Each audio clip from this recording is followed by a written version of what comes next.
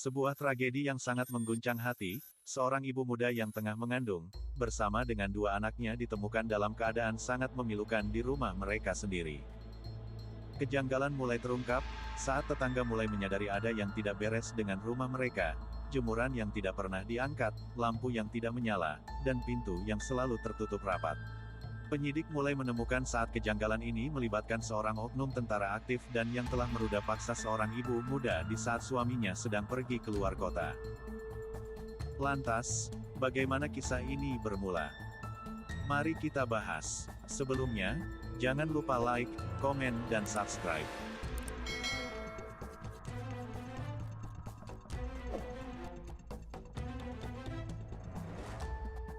Kita akan diperkenalkan dengan seorang wanita muda bernama Prilly Diansari atau yang biasa dipanggil Prilly, yang berusia 26 tahun, dan kedua anaknya Kalitas Putri Natalia yang berusia 7 tahun, dan Andika Wirata yang berusia 4 tahun. Saat ini, Prilly sedang mengandung anak ketiga mereka dengan usia kehamilan sekitar 4 bulan. Prilly adalah seorang ibu rumah tangga, sedangkan suaminya Julius Hermanto adalah seorang kepala sekolah SD. Mereka tinggal di distrik Sibena Kabupaten Teluk Bintuni Provinsi Papua Barat. Julius Hermanto mengabdi di sebuah SD yang terletak di luar pulau. Sehingga, dia harus menempuh perjalanan sekitar 5 jam dengan menaiki perahu untuk sampai ke sana.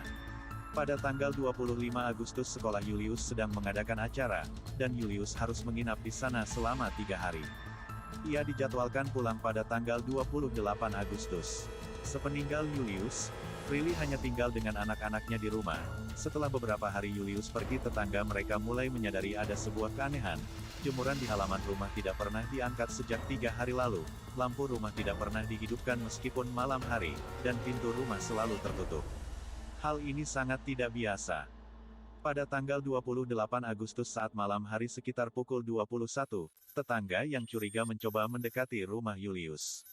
Keadaan rumah tidak berubah dari hari-hari sebelumnya, dengan jemuran yang tidak diangkat dan lampu rumah yang tidak dinyalakan. Malam itu, tetangga mencoba memanggil Prilly, tetapi tidak ada jawaban. Pintu rumah diketok, tetapi tetap tidak ada respon. Perlahan tetangga mencoba membuka pintu depan yang ternyata tidak terkunci. Suasana di dalam rumah terlihat gelap gulita karena tidak ada penerangan. Setelah berhasil menemukan saklar dan menyalakan lampu, tetangga tersebut langsung terkaget dan histeris karena menemukan Prilly dan kedua anaknya sudah kehilangan napas.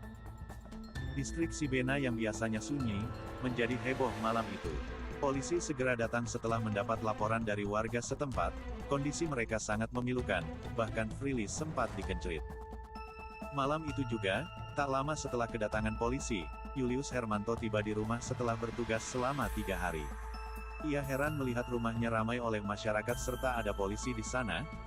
Setelah mengetahui apa yang terjadi, tidak bisa dibayangkan bagaimana perasaan seorang suami dan seorang ayah melihat seluruh anggota keluarganya yang ditinggal beberapa hari kini telah tiada. Apalagi istrinya sedang mengandung 4 bulan. Polisi segera melakukan olah TKP, dan mengambil keterangan dari para saksi. Di TKP ditemukan sebuah sajam yang diduga milik pelaku dan handphone Prilly yang hilang yang dicurigai diambil oleh pelaku. Di sana juga ditemukan jejak kaki pelaku yang tanpa alas kaki. Setelah berhari-hari melakukan penyidikan, polisi akhirnya menemukan petunjuk pada tanggal 6 September tahun 2015, seorang oknum tentara, Letnan 1 Denmanuhutu mendatangi Polres Bintuni dan menyerahkan handphone Prilly. Ia mengungkapkan bahwa handphone tersebut diberikan oleh rekannya Prada Samuel Jinmau, beberapa hari yang lalu. Polisi segera berkoordinasi dengan TNI dan meminta sidik jari kaki Samuel untuk dicocokkan dengan jejak kaki yang ditemukan di TKP, dan ternyata hasilnya cocok. Handphone korban yang ditemukan pada Samuel dan sidik jari kaki yang cocok sebenarnya sudah cukup bagi polisi untuk menangkap pelaku. Namun, karena pelaku adalah anggota TNI, kasus ini diambil alih oleh Denpom TNI. Keluarga korban yang mendengar bahwa handphone korban telah ditemukan segera meminta kejelasan dari polisi, tetapi mereka tidak bisa berbuat banyak karena kasus ini telah dilimpahkan kepada Denpom TNI. Julius mendatangi Denpom, tetapi seorang petugas di sana mengatakan bahwa penyidikan akan dimulai kembali dari nol. Keluarga korban mencoba bersabar dan terus menanyakan perkembangan kasus kepada Kapolres. Namun, Kapolres hanya mengatakan bahwa semuanya berjalan baik dan pelakunya sudah terdeteksi. Keluarga korban merasa tidak mendapat kepastian selama hampir 1 bulan, karena lamanya proses penyidikan yang terkesan ditutup-tutupi. Akhirnya, keluarga korban meminta bantuan dari Komnas HAM untuk menyelesaikan masalah ini. Banyak organisasi termasuk organisasi HAM di Papua dan elemen masyarakat lainnya, secara nasional turut mendukung Komnas Perlindungan Anak juga meminta bantuan Kabar Reskrim Polri untuk memberikan dukungan atas kasus ini, karena kasus ini seakan-akan tergantung-gantung tanpa ada kejelasan. Bahkan Menteri Pemberdayaan Perempuan dan Perlindungan Anak saat itu, sampai menurunkan 2 satuan tugas khusus untuk memantau proses hukum kasus ini. Akhirnya, keluarga korban berhasil mendapatkan informasi mengenai siapa pelaku dan bagaimana kejadian tersebut berlangsung.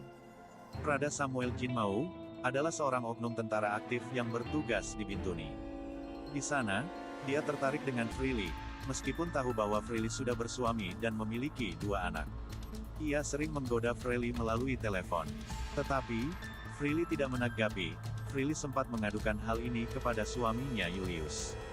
Julius sebenarnya sudah curiga, karena Samuel sering lalu lalang di depan rumah mereka. Julius menyuruh Freely untuk mengganti nomor handphonenya. Pada malam Senin, tanggal 24 Agustus tahun 2015, Samuel dengan keempat rekannya, yang warga sipil sedang mengonsumsi minuman setan di dekat rumah korban. Pada pukul 2 dini hari, yang berarti sudah memasuki tanggal 25 Agustus tahun 2015 mereka bubar. Samuel, dengan membawa sebuah senjata tajam naik ojek menuju rumah Freely yang saat itu suaminya sudah berangkat untuk bertugas. Samuel berhasil menyelinap masuk ke dalam rumah, tetapi aksinya diketahui oleh Freely, dan alhasil peristiwa kelam ini pun terjadi. Pada tanggal 21 September tahun 2015, Komandan Kom 171 Sorong saat itu Brigjen TNI Widi Adaru, memberikan pernyataan bahwa Samuel saat ini telah diamankan oleh Denpom. Pihak keluarga meminta kepastian mengenai persidangan, tetapi tidak ada kejelasan. Keluarga Freely hanya bisa menunggu dalam ketidakpastian selama 7 bulan. Pada bulan Mei tahun 2016, masih belum ada kejelasan mengenai kasus ini. Akhirnya, persidangan pertama dilaksanakan. Pada sidang pertama ini, Samuel sempat menyanggah keterangan para saksi dan memberikan keterangan yang berbelit-belit sehingga ia mendapat teguran dari hakim. Persidangan terus berlanjut hingga sampai pada sidang terakhir yang dilaksanakan pada tanggal 15 Juli tahun 2016. Dalam sidang tersebut, Samuel Jinmau dijatuhi hukuman penjara selama 20 tahun.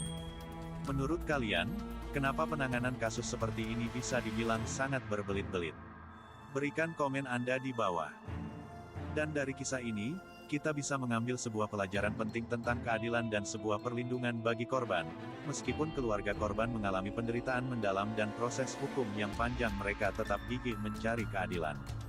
Dalam kasus ini, juga menyoroti pentingnya keberanian untuk mencari sebuah keadilan untuk melaporkan perilaku tidak pantas dan perlunya dukungan dari masyarakat serta lembaga terkait dalam menuntut keadilan. Selain itu, kasus ini juga mengingatkan kepada kita bahwa, sistem hukum haruslah adil dan transparan untuk memastikan bahwa pelaku mendapatkan hukuman yang setimpal dengan perbuatan yang mereka lakukan.